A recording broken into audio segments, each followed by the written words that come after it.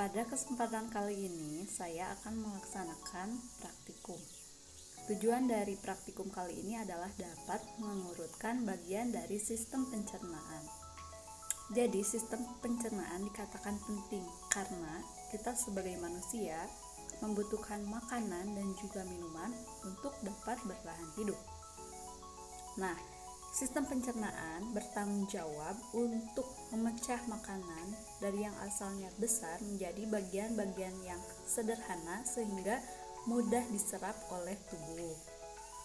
Ada beberapa nutrisi yang diserap oleh tubuh, diantaranya karbohidrat, protein, lemak, dan juga vitamin yang kesemuanya itu harus dicerna terlebih dahulu agar kandungan nutrisinya dapat dicerna atau diserap oleh tubuh dengan baik sehingga fungsi-fungsi tubuh dapat berjalan dengan optimal. Baiklah, sistem pencernaan merupakan sistem yang memproses penguraian bahan makanan ke dalam zat-zat makanan agar dapat diserap dan digunakan oleh jaringan-jaringan tubuh.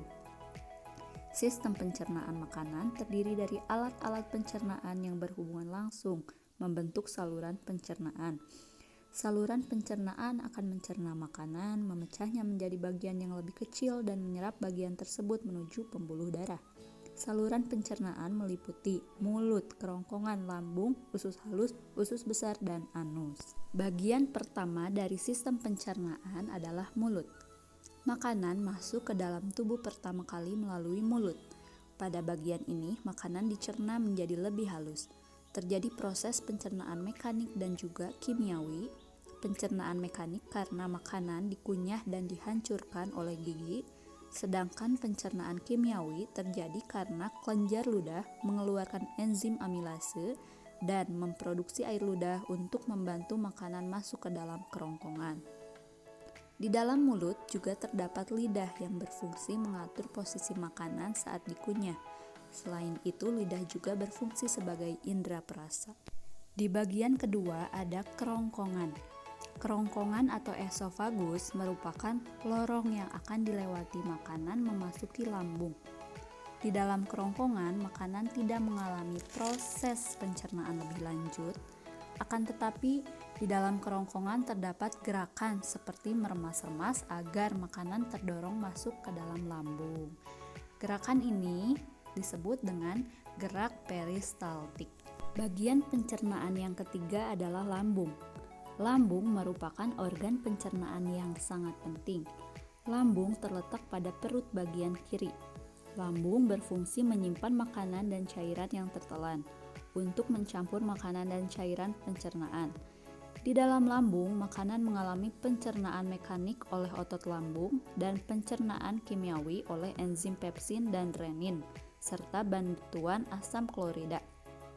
Enzim pepsin berfungsi memecah protein menjadi pepton, sedangkan enzim renin berfungsi mengendapkan protein susu menjadi kasein. Selain itu, dalam lambung juga terdapat asam lambung yang berfungsi membunuh kuman yang masuk bersama makanan dan mengasamkan makanan sebelum masuk ke usus halus. Pada bagian keempat adalah usus halus. Usus halus terbagi menjadi 3 bagian.